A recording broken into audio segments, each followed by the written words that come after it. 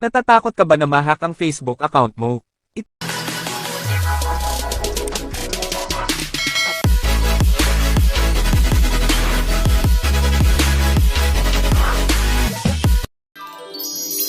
ang tips ko sa inyo mga boss para maiwasan at malaman ninyo kung mayroon bang naghahack o kung mayroon ibang nagla-login ng Facebook account ninyo.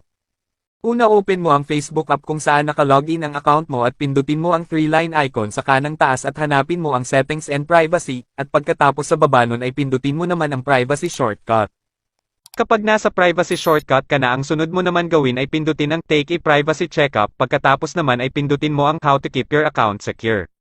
Dito ay kailangan mong i-activate ang Facebook notifications at email alert para kapag meron ibang nag-login ng account mo gamit ang ibang device ay magsesend agad ng notification at email alert ang Facebook. Dito mo makikita ang device and location ng nag-login ng Facebook account mo. Bukod sa SMS notification alert ay ito ang pinaka-safe way para hindi ma-hack ang Facebook account mo, dahil sa panahon ngayon ay madami ng hacker ng Facebook account na kung saan ay ginagamit nila ang hack na account sa pag-scam ng mga tao at madalas ay nanghihiram ito ng pera gamit ang hack account.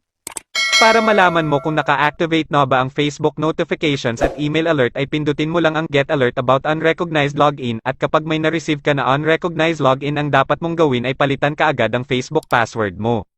Sana po ay makatulong sa inyo ang video na ginawa ko, at kung nagustuhan mo ang video na ito ay isang thumbs up lang at thank you comment, ay masaya na ako. Maraming salamat po sa inyong suporta at panonood.